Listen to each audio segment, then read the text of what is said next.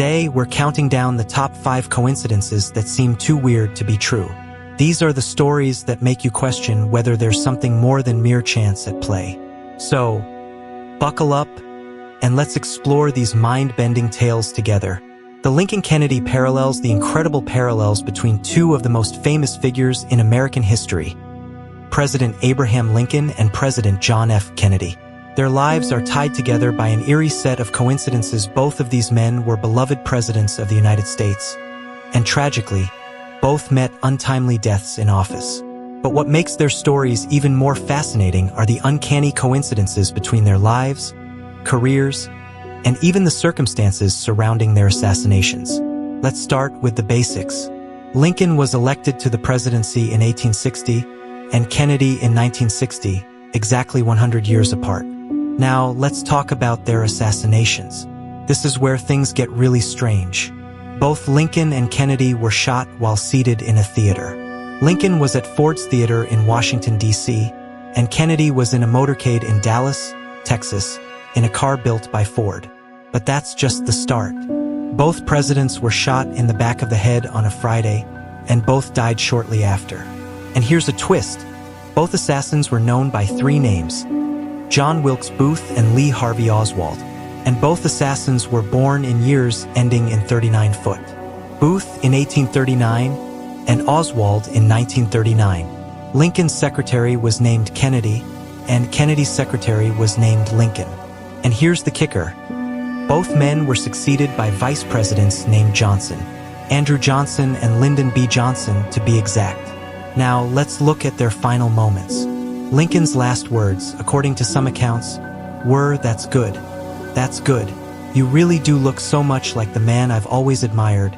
Kennedy's last words, according to reports, were, "No, you certainly can't."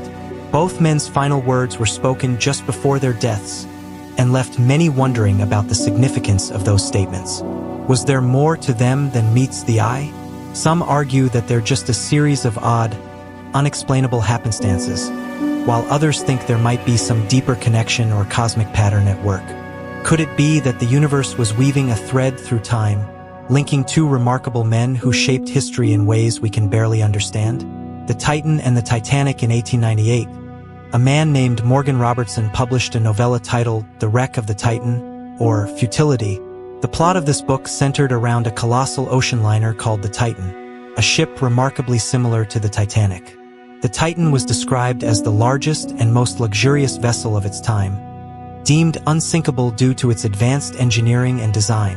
What's most shocking?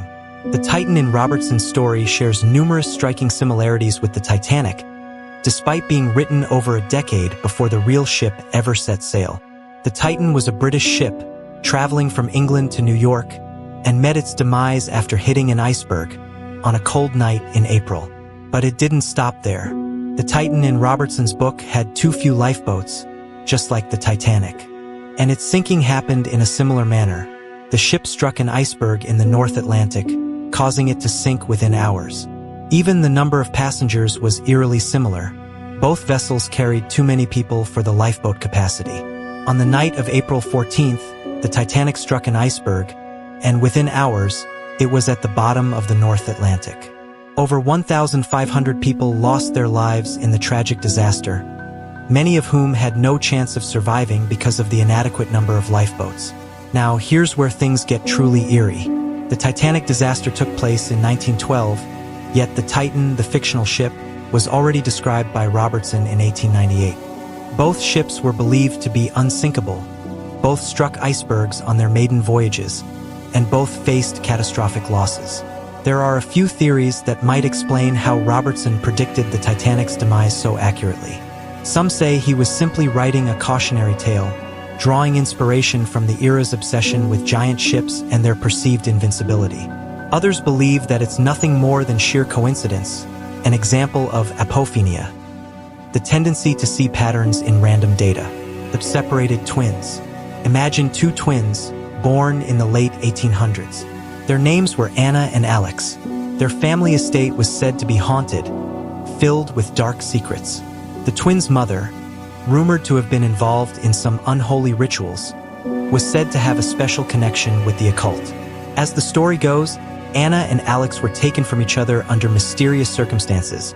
As if fate itself had intervened despite being separated, Anna and Alex never truly felt apart.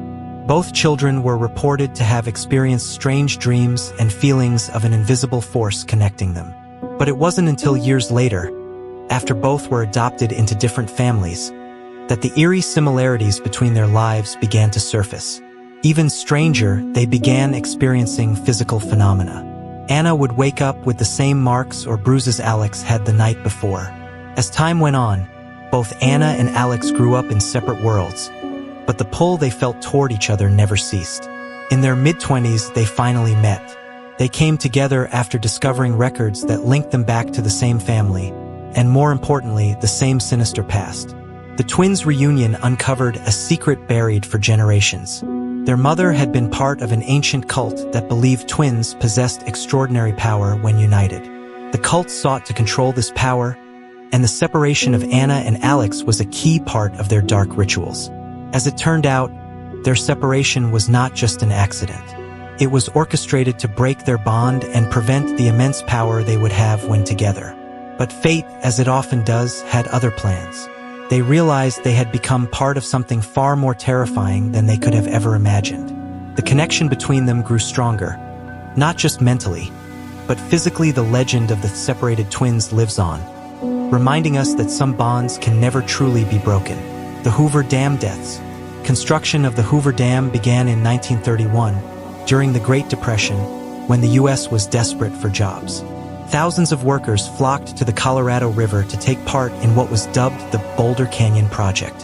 What they didn't know was that the dam would come to claim the lives of at least 96 workers, although some estimates suggest the actual number could be much higher. The official death toll stands at 96, a number that is often cited in news reports and historical accounts. But as with many large-scale projects, the true number may never be fully known. The construction of the Hoover Dam was perilous, with the workers often subjected to extreme conditions. Working high above the Colorado River, many men fell to their deaths. Some were killed in explosions when workers were tasked with blasting through mountains to create the tunnels for the dam. Others lost their lives due to heavy machinery accidents, such as crane collapses or being crushed by falling debris. But perhaps the most infamous of these tragedies was the number of deaths attributed to black lung, a respiratory condition caused by inhaling cement dust. Legend has it that the very first death at the Hoover Dam site occurred before construction even officially began. It's said that a worker, who fell into the river, was swept away by the rushing currents. But not all of the deaths were accidents. Some whispered stories claim that certain workers lost their lives in ways that can't be fully explained. Some even claim there were incidents tied to the very location of the dam. There were stories of unexplained deaths, workers vanishing without a trace, and some even disappearing into the depths of the canyon itself. Some say that the dam was built on sacred land, and the spirits of those who once lived here may have had their own ideas about the men who came to build. The families of those who perished had to live with the consequences. Many lost husbands, sons, and brothers in the process of creating the Hoover Dam. Edgar Allan Poe's time traveler mystery. Edgar Allan Poe, a name synonymous with the macabre, the mysterious, and the darkly poetic. One of Poe's most intriguing, yet often overlooked, works is his story The Unparalleled Adventure of One Hans Pfaall. Published in 1835, this tale follows Hans Pfaall, an eccentric man who builds a hot air balloon and embarks on a journey to the moon. The story is fantastical, absurd, and yet strangely prophetic, featuring scientific knowledge and technological ideas that were far ahead of Poe's time. Poe describes in vivid detail the mechanics of balloon flight, the layout of the moon's surface, and even elements of space travel, all long before the age of modern rockets. It's almost as though Poe had some knowledge of technology that hadn't even been imagined yet. Now, why would Poe, living in the early 19th century, write about lunar travel in such specific detail? Poe's fascination with time and space didn't stop with Hans Pfaall. In several other works, he explores concepts that seem to defy the laws of physics and logic. There are strange anecdotes and sightings that suggest Poe may have been involved in something much more bizarre. Some claim that Poe's own life contained elements of time travel. One such story comes from a man who claimed to have met Poe in the early 1900s, decades after the writer's death. This man, a writer named Charles A. L. Totten, alleged that he encountered Poe in the streets of Philadelphia years after Poe's death in 1849. Totten, who was a known advocate of theories involving time travel and dimensional rifts, believed that he had met Poe in the flesh, alive and well, as if he had traveled from the past. Some believe that Poe had access to hidden knowledge or even encountered mysterious beings who taught him about the manipulation of time. His works may not have been mere fantasy, but a coded message about something far more profound. Perhaps a warning or a glimpse of the future. Was Poe a literary genius, or did he have access to some kind of forbidden knowledge?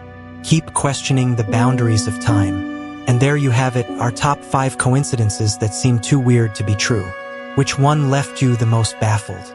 Let us know in the comments, and don't forget to like, subscribe, and hit that notification bell so you never miss another journey into the strange and unexplained.